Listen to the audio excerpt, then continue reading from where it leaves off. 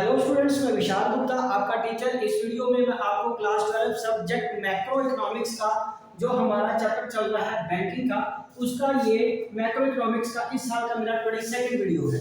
ठीक है जी, आप पिछले 21 वीडियो में पिछले चैप्टर और पिछले टॉपिक को देख लीजिए, मेरे चैनल को सब्सक्राइब कर लीजिए। तो चलिए बात करते हैं कि इस वीडियो में जो हम टॉपिक डिस्कस करेंगे वो है इंस्ट्रूमेंट्स ऑफ क्रेडिट कंट्रोल, कि किस तरीके से जो आरबीआई है, सेंट्रल बैंक ऑफ इंडिया है, इकोनॉमी में, हमारे देश की इकोनॉमी में, इंडिया की इकोनॉमी में मनी को कैसे कंट्रोल करता है, क्रेडिट को कैसे कंट्रोल करता है। क्रेडिट मनी का मतलब क्रेडिट मतलब कितना ज्यादा क्रेडिट हमारी इकोनॉमी में होना चाहिए, कितना कम होना चाहिए। ठीक है, तो उस डिपेंड करता है किस तरीके से हम इकोनॉमी को आगे लेके जाना चाहते हैं। तो दो तरीके के इंस्ट्रूमेंट्स हैं जिनके जरिए वो इसको कंट्रोल में करेंगे। एक है क्वांटिटेटिव इंस्ट्रूमेंट्स, दूसरा है क्वालिटेटिव इंस्ट्रूमेंट्स। सो क्वांटिटेटिव इंस्ट्रूमेंट्स में 6 इंस्ट्रूमेंट्स हैं। पहला है बैंक रेट्स, दूसरा रेपो रेट्स, तीसरा रिवर्स रेपो रेट, मैं एक करके समझाऊंगा आपको। कैश रिजर्व रेशियो, उसके बाद स्टैट्यूटरी लिक्विडिटी रेशियो, उसके बाद ओपन मार्केट ऑपरेशंस। ये 6 वो पॉइंट्स हैं, वो क्वांटिटेटिव इंस्ट्रूमेंट्स हैं जिनके जरिए आरबीआई या central bank of India credit control करता है इकोनॉमी को इक्विलिब्रियम की सिचुएशन में लाने के लिए, इकोनॉमी में नॉर्मल तरीके से रन होने में। ठीक है जी, उसके बाद है क्वालिटेटिव इंस्ट्रूमेंट्स। क्वालिटेटिव इंस्ट्रूमेंट्स में पहला क्या है, मार्जिन रिक्वायरमेंट, दूसरा राशनिंग ऑफ क्रेडिट, तीसरा मोरल सुएशन। ठीक है, ये 3 ऐसे पॉइंट्स हैं जो क्वालिटेटिव है, परसेंटेज में नहीं कैलकुलेट होते। ठीक है, वो फिगर्स में, फाइनेंशियल फिगर्स में कैलकुलेट नहीं होंगे, ये फाइनेंशियल फिगर्स में कैलकुलेट होंगे और परसेंटेज में हम उनको बताते हैं। आरबीआई कमर्शियल बैंक्स को गाइड करता है कि किस तरीके से करना है और मनी को कंट्रोल करता है, क्रेडिट मनी को। तो अगर हम बात करें कि ये पहले जो 3 रेट्स हैं, बहुत जगह पे आपको ये चीजें नहीं क्लियर हो पाएंगी, ना ही कोई करता है कि बैंक रेट्स, रेपो रेट्स और reverse repo rate, these are known as 3 policy rates to control credit supply of money।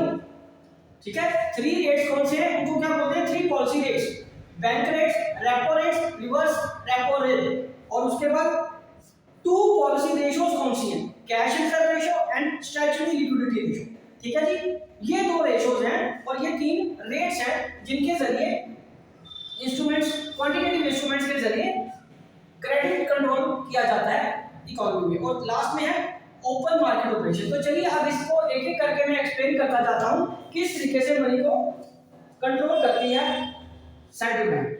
ठीक है जी, तो सबसे पहला जो पॉइंट आता है हमारे पास, वो आता है क्वांटिटेटिव इंस्ट्रूमेंट्स क्रेडिट कंट्रोल का, बैंक रेट्स का। चलिए इस सबको मिटा दीजिए और आप भी ये चार्ट एक बार बना के खुद देखिए, याद करिए। मैं एक एक करके आपको क्लियर करता जाता हूं कि ये bank rates, repo rate, reverse repo rate क्या होते हैं और किस तरीके से बढ़ने से, कम होने से इकोनॉमी में क्रेडिट या मनी सप्लाई को कंट्रोल में किया जा सकता है, ताकि ना इन्फ्लेशन हो ना डिफ्लेशन। तो सबसे पहले क्वांटिटेटिव इंस्ट्रूमेंट्स में क्या आएगा, बैंक रेट। बैंक रेट क्या होता है, सबसे पहले तो हम उसकी बात करेंगे। बैंक रेट होता क्या है और इसका कैसे प्रभाव पड़ेगा। So bank rate refers to rates, okay, of interest, rates of interest, rate of interest, ठीक है, at which RBI lends money, ठीक है, to the commercial banks,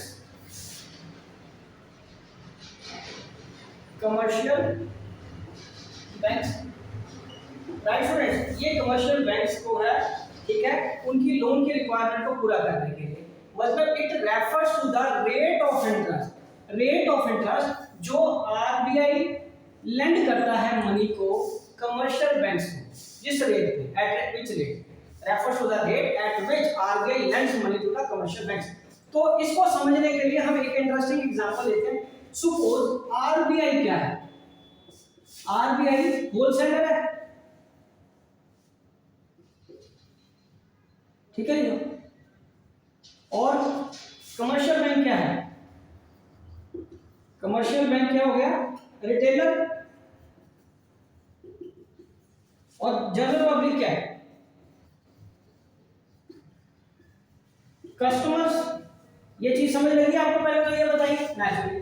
अब जितने रेट पे ये इसको देगा उसमें अपना ये मार्जिन डाल के आगे उसको रेट ऑफ इंटरेस्ट पे लोन देगा ना, ये उसका रेट 6% है, तो यदि आप इसको 6% है तो ये हमें कितने लोन पे देगा, मान लीजिए आरबीआई ने कमर्शियल बैंक को 6% पे दिया, तो आरबीआई सॉरी कमर्शियल बैंक अपना मार्जिन ऐड करके हमें 8% पे रेट देगा।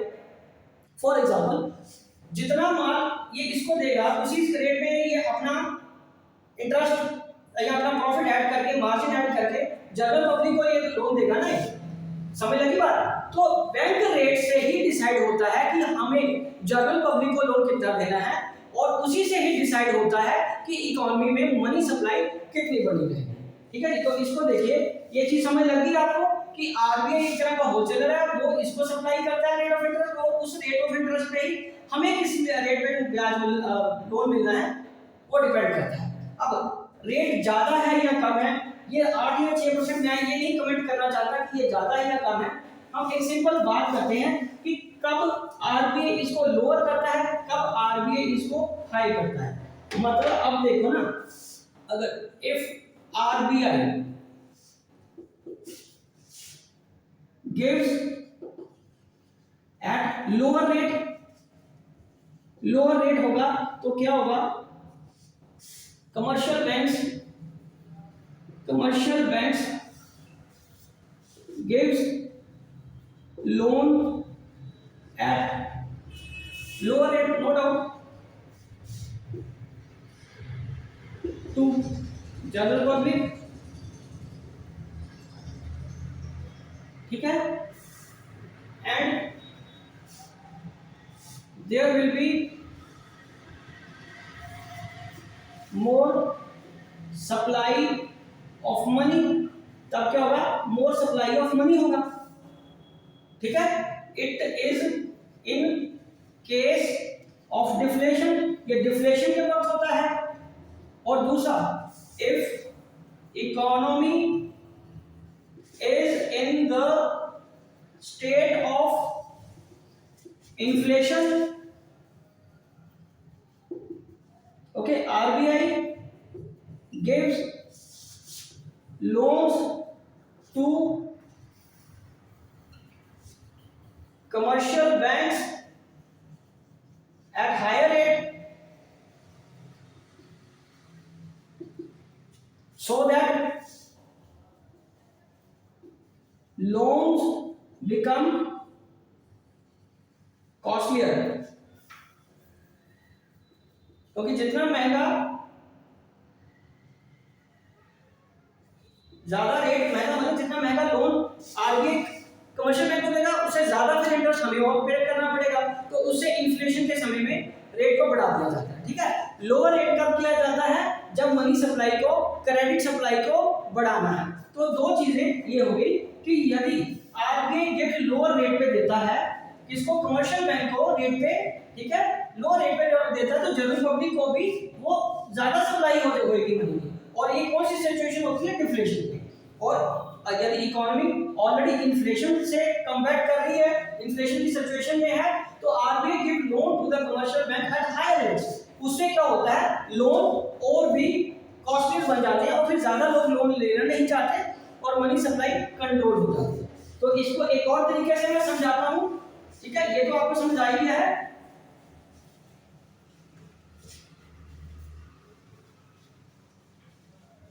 इसको कंपैरिजन चार्ट के फॉर्म में लिख लेते हैं। ठीक है, वो ज्यादा क्लियर हो गया। राइज इन बैंक रेट, इधर देखिए, राइज इन बैंक रेट, इससे क्या होगा, बैंक रेट के बढ़ने से क्या होगा, rise in market rate of interest, rise in market rate of interest. ठीक है, उसके बाद क्या होगा, rise in cost of capital, rise in cost of capital. Okay जी, उसके बाद क्या होगा, fall in money supply, fall in money supply, है, और फिर inflation is controlled, inflation is controlled. Okay जी, तो वाइस वर्सा इसका आ जाएगा डिक्रीज इन या fall in rates, fall in bank rates. Fall in bank rate से क्या होगा, fall in market rates, market rate of interest,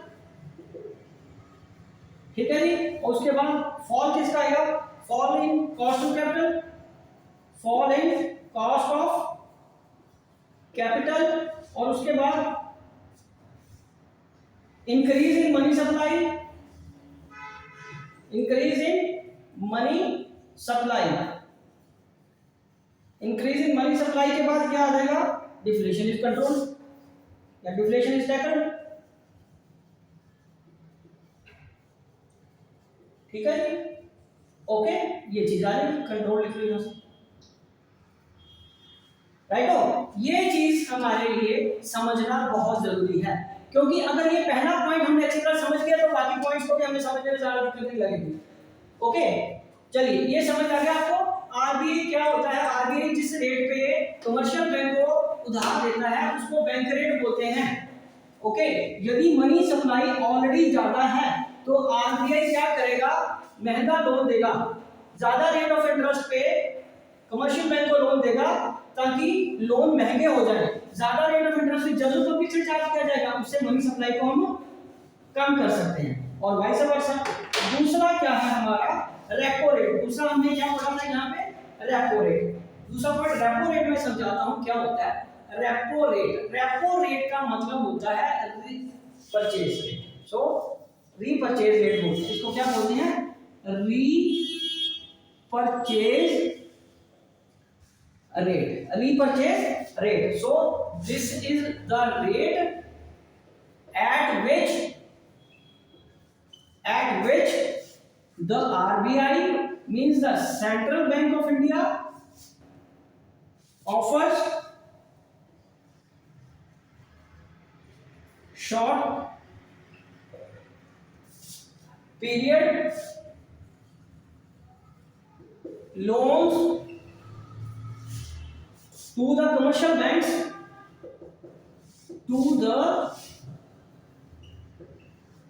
commercial banks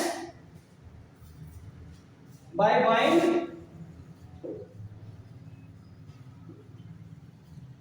government securities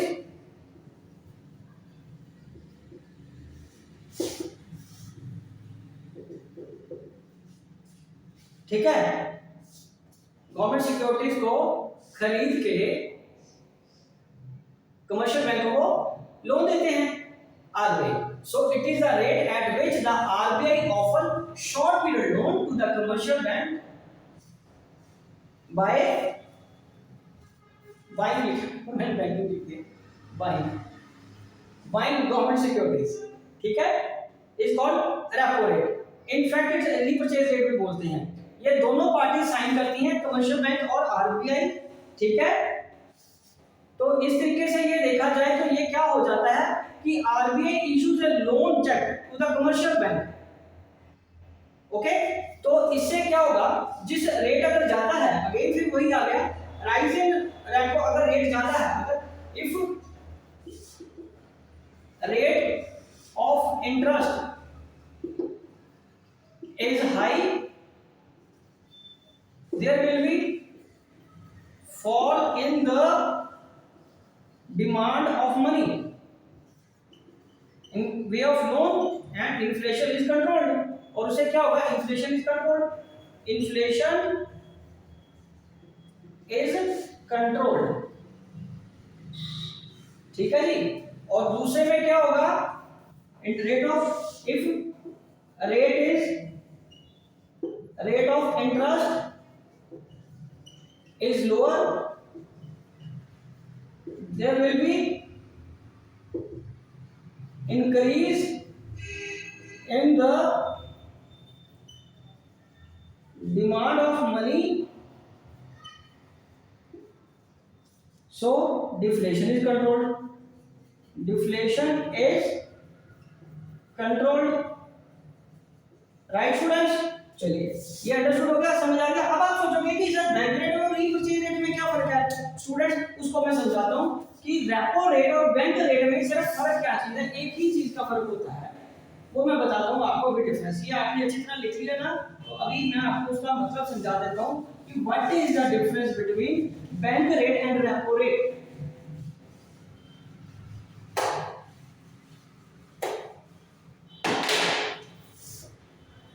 bank rates और रेपो रेट्स,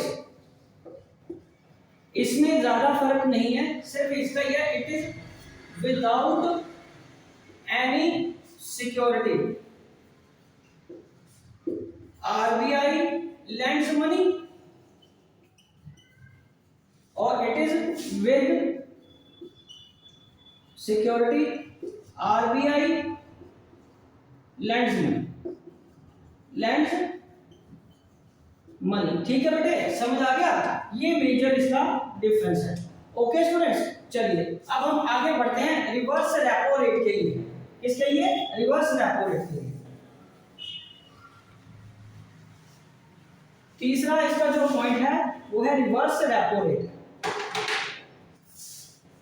क्वांटिटेटिव का reverse repo rate, पिछले वाले का बिल्कुल ये रिवर्स हो जाएगा। सो it is the rate, it is the rate at which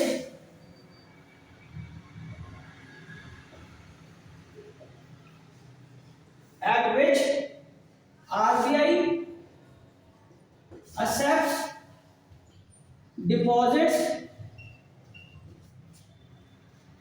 from commercial banks, from commercial banks। ये भी अगेन आरबीआई ही डिसाइड करता है कि रिवर्स रेपो रेट का रेट क्या होगा। रेपो रेट का मतलब इंटरेस्ट रेट ऑफ इंटरेस्ट क्या होगा, because if rate is high, reverse repo rate का अगर रेट हाई है तो commercial banks deposit more money with RBI. Okay, and there will B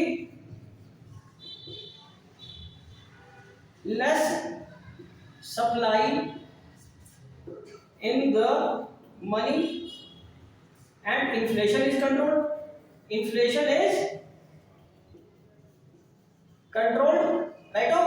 और दूसरी तरफ बिल्कुल इसका रिवर्स आ जाएगा, if rates are lower, if rates are lower, अगर रेट्स लोअर रहते हैं तो क्या होगा, commercial banks deposit less with RBI, so the money supply will be increased in the market, so deflation is controlled। Understood? तो students इसका मतलब क्या हुआ, कमर्शियल बैंक जैसे कि हम जानते हैं वो भी एक फाइनेंशियल इंस्टीट्यूशन है जिसका पूरा मकसद प्रॉफिट अर्न करना है। वो पैसा वहां अपना इन्वेस्ट करना चाहेगा जहां उसको ज्यादा फायदा हो रहा है। अगर आरबीआई इसको ज्यादा लोन पे ब्याज दे रहा है तो वो वहां डिपॉजिट करा देगा, उसको तो अपने प्रॉफिट से मतलब है ना, तो नेचुरली वो ज्यादा प्रॉफिट अर्न करने के चक्कर में पैसा वहां जमा करा देगा, जनरल पब्लिक को पैसा कम मिलेगा और मनी सप्लाई कंट्रोल में रहेगी और इन्फ्लेशन भी कंट्रोल में होगी। और अगर आरबीआई खुद चाहता है कि मनी सप्लाई मार्केट में बढ़े, कि वो नहीं चाहता कि कमर्शियल बैंक उसके पास पैसा जमा कराए, तो उस रेट को क्या कर देगा, वो कम कर देगा, ताकि कमर्शियल बैंक मार्केट में मनी सप्लाई दे सके और पैसा अर्न करने के लालच में मनी सप्लाई और बढ़ सकेगी मार्केट में, तो उसे डिफ्लेशन कंट्रोल हो जाएगी। राइट? चलो अब अगला बात पॉइंट करते हैं CRR, cash reserve ratio.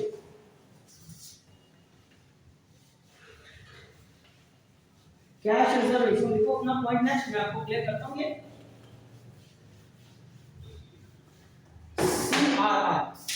CRR क्या होता है, कैश रिजर्व रेशियो, चौथा पॉइंट है CRR, cash reserve ratio. So cash reserve ratio क्या कह रहे हो? कैश रिजर्व रेशो क्या होती है? It refers to the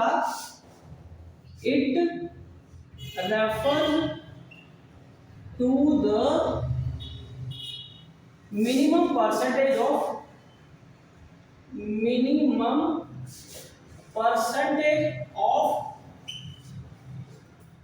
a bank's total deposits to be kept with the RBI. With the RBI, और ये रेट अगेन RBI ही fix करता है, ठीक है? RBI fixes that rate itself. Commercial bank नहीं डिसाइड करता, ये RBI ही डिसाइड करता है कि किस रेट पे उसको देना है। सो RBI क्या डिसाइड करेगा कि किस रेट पे उनको ये CRR मेंटेन रखनी है। तो ये हर बैंक को मेंटेन करनी पड़ती है CRR। ओके स्टूडेंट्स, समझ लग रही है? CRR cash reserve ratio. So it is the ratio refers to the minimum percentage of a bank total deposit, ठीक है, to be kept with the RBI। सो क्या हो गया आपका आगे? If RBI wants to increase money supply, ठीक है, then it fixes lower CRR to tackle deflation। मतलब ये टोटल डिपॉजिट जितने कमर्शियल बैंक के पास है उसका कितना परसेंटेज आरबीआई को जमा कराना है, ठीक है? जितना ज्यादा रेट होगा उतना कमर्शियल बैंक के पास कम पैसा रहेगा लोन देने के लिए, जितना कम रेट होगा ज्यादा पैसा कमर्शियल बैंक के पास रहेगा लोन देने के लिए। तो यदि मनी सप्लाई को बढ़ाना चाहती है RBI, सेंट्रल बैंक है जो RBI है जो, वो मनी सप्लाई को मार्केट में बढ़ाना चाहती तो इस रेट को वो कम रखेंगे, लोअर रखेंगे, ठीक है, in case of deflation. And if RBI wants to decrease money supply, ठीक है जी, then it fixes higher CRR in case of inflation, in case of inflation। ठीक है स्टूडेंट्स, समझ लगी मेरी बात? चलिए अब हम अगली बात करते हैं, अगला पॉइंट करते हैं SLR। अगला पॉइंट कौन सा है? SLR, स्टैट्यूटरी लिक्विडिटी रेशो या रिजर्व।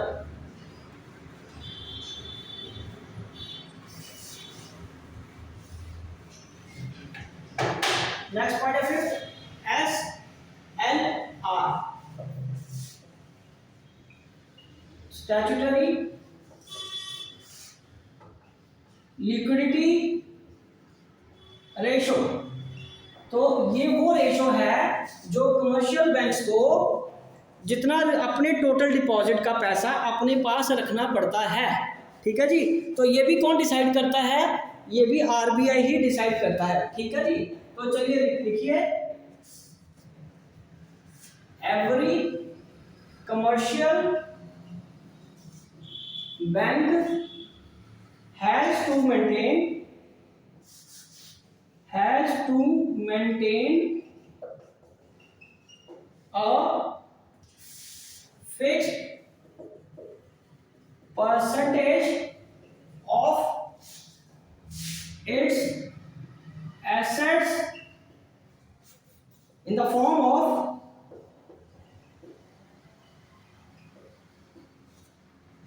liquid assets, ठीक है जी, और SLR। ताकि जिनके डिपॉजिट है वो भी तो अपना पैसा लेने आ सकते हैं ना, तो इसलिए उनको कुछ ना कुछ फंड्स के रूप में अपने पास मेंटेन रखना पड़ता है। और यदि राइज इन SLR हो जाएगा, decrease in lending capacity of bank, मतलब मनी सप्लाई क्या हो जाएगा, lending capacity of banks and inflation is controlled, inflation is controlled. Okay जी। और दूसरा fall in SLR, increase in lending capacity of bank, that is deflation is tackled, controlled please, no tackled नहीं समझा रहा, controlled। Okay जी। तो कहने का मतलब है कि SLR वो अमाउंट हो गया, वो परसेंटेज हो गया कि आपने टोटल डिपॉजिट में CRM के बाद इतना डिपॉजिट उनको अपने पास रखना पड़ता है, क्योंकि जिनके पैसा है वो भी तो पैसा लेने आ सकते हैं ना, ठीक है। तो कुछ पैसा जितना ज्यादा SLR होता जाएगा उतना ज्यादा बैंक्स के, कमर्शियल बैंक्स के पास लिक्विडिटी कम होती जाएगी, उतनी लिक्विडिटी वो कम होती जाएगी, उतना पैसा वो कम मार्केट में लोन्स के फॉर्म में दे पाएंगे, और फिर क्या होगा, वो इन्फ्लेशन कंट्रोल हो जाएगी। और दूसरा फॉल इन SLR में क्या है, increase in landing rate, SLR कम होने से उनका लैंडिंग रेट बढ़ जाएगा, ठीक है, उनके पास ज्यादा कैपेसिटी हो जाएगी लोन देने की, पैसा बढ़ गया उनके पास, लिक्विडिटी बढ़ गई है, तो उससे डिफ्लेशन कंट्रोल हो जाएगा, ठीक है जी। तो चलिए अब अगला 6 पॉइंट करते हैं इसका, open market operation, open market operations.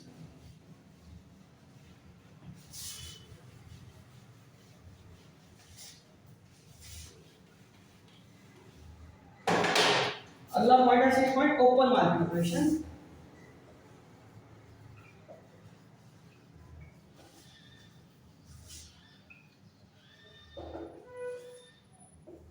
Open market operations क्या होते हैं, refers to, it refers to sale and purchase of securities, ठीक है जी, in the open market by the RBI on behalf of government, on behalf of government,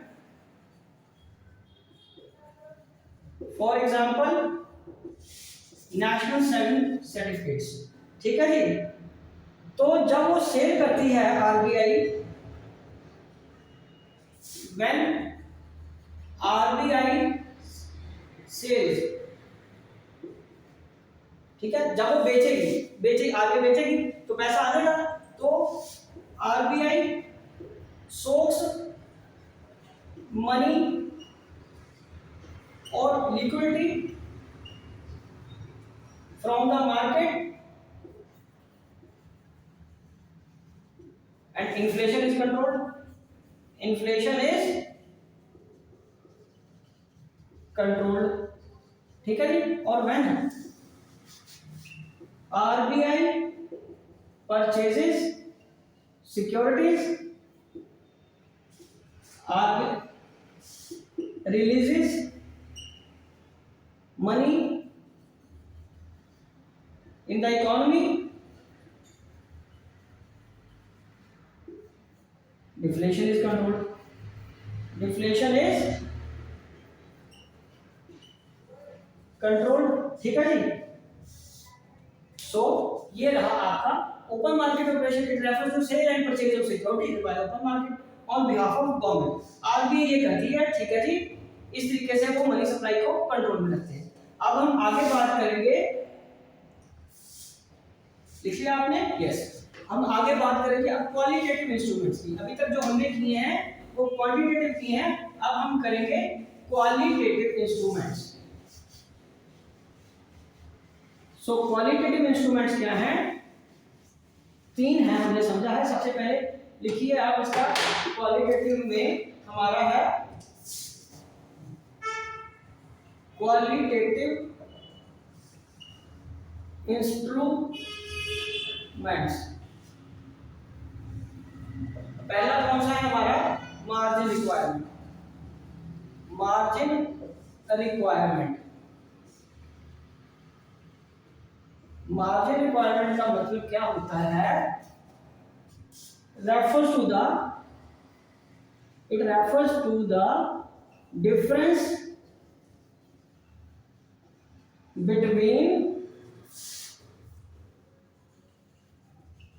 between the securities offered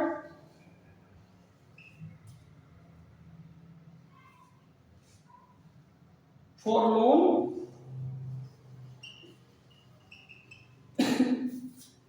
and the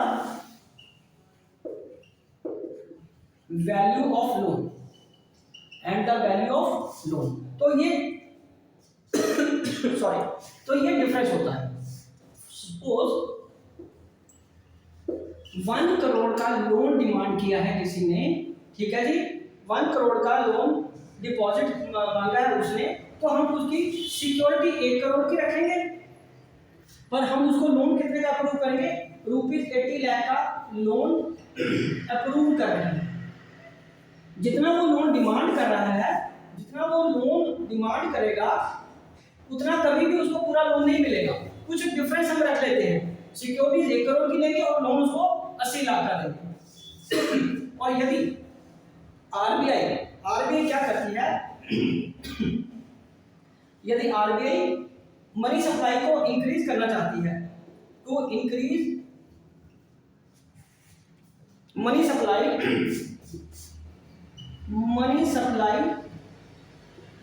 in economy, it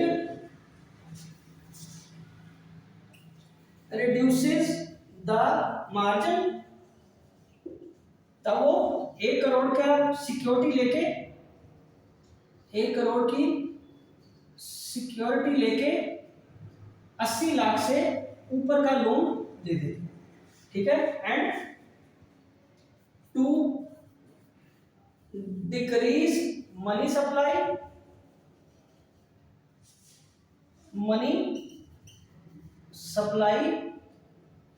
it increases margin। वो 1 करोड़ का security के against 80 lakh से, ये 80 से ज्यादा का लोन दे देंगे ना, फिर 80 का प्लस लोन हो जाएगा, तो ये 80 से फिर लोन कम हो जाएगा, -5 का लोन हो सकता है, वो 75 लाख का कर दे, वो 100 का 5 करके वो 70 लाख का लोन दे, तो उसे मनी सप्लाई कम हो जाएगी, ठीक है। मनी सप्लाई कम करने के लिए वो मार्जिन को इंक्रीज कर देंगे और मनी सप्लाई को बढ़ाने के लिए मार्जिन को डिक्रीज कर देंगे, ठीक है जी। ओके, समझ लग गया? ये है मार्जिन रिक्वायरमेंट। अगला पॉइंट हम बात करेंगे rationing of credit.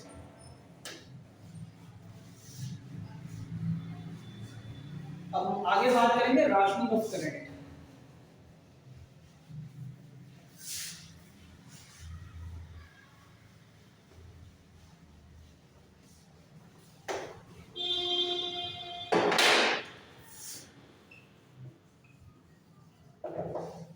Rationing of credit, इसका क्या मतलब होता है कि RBI generally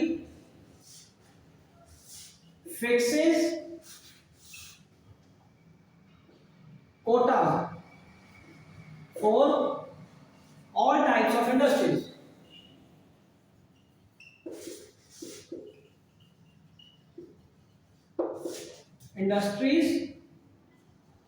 to give them loan। Okay, ये उन्होंने क्या किया हुआ है, इसमें फिक्स कर दिया है Kota for different business activities के लिए। ओके, तो इस कोटे से सभी को, हर तरह की इंडस्ट्री को कुछ ना कुछ पैसा जरूर मिलना चाहिए। तो फॉर एग्जांपल हम बात करेंगे प्राइमरी सेक्टर के लिए कितना रखा हुआ है उन्होंने, ठीक है जी। और दूसरा सेकेंडरी सेक्टर के लिए कितना रखा हुआ है हमने, और तीसरा टर्शियरी सेक्टर को कितना पैसे देना है, ठीक है जी। तो इस तरीके से वो कोटा फिक्स करके रखा हुआ है, so that commercial banks take care guidelines issued by RBI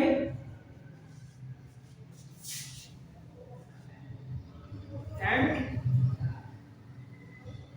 no sector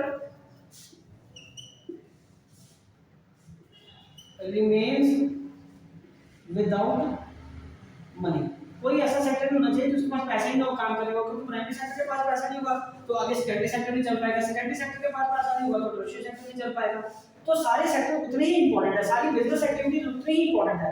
ये नहीं है कि सिर्फ एक ही टेक्सटाइल इंडस्ट्री को सारा पैसा दे दो, फार्मास्यूटिकल को उसमें दो, फार्मास्यूटिकल को सारा पैसा दे दो और किसी इंडस्ट्री को कोई पैसा ना दो, सीमेंट इंडस्ट्री को कोई लोन ना मिल पाए, लोन उनको दे दो फर्नीचर वाली इंडस्ट्री को लोन ना मिल पाए, तो उससे क्या फायदा होगा। तो एक ऐसे इकोनॉमी तो नहीं प्रॉपर्ली चल पाएगी ना। इकोनॉमी को प्रॉपर चलने के लिए आपको रैशनिंग ऑफ क्रेडिट करना ही पड़ता है कि सबके लिए थोड़ा थोड़ा पैसा निकलता है, सबके लिए थोड़ा थोड़ा पैसा निकलता है। This is called rationing of credit. इस तरीके से आरबीआई मनी सप्लाई को कंट्रोल या क्रेडिट सप्लाई को कंट्रोल कर सकता है। और लास्ट पॉइंट है इसका moral suasion.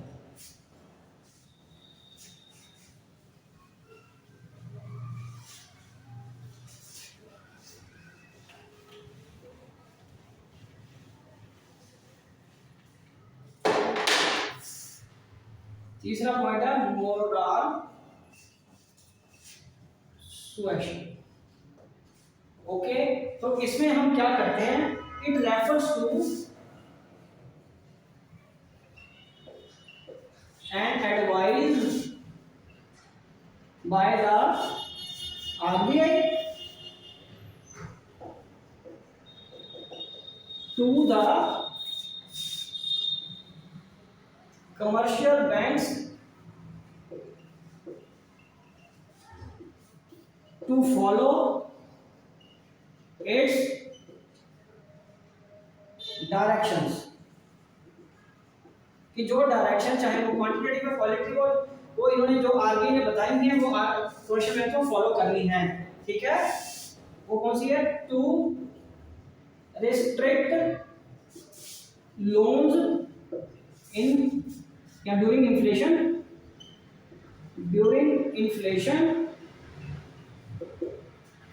And B liberal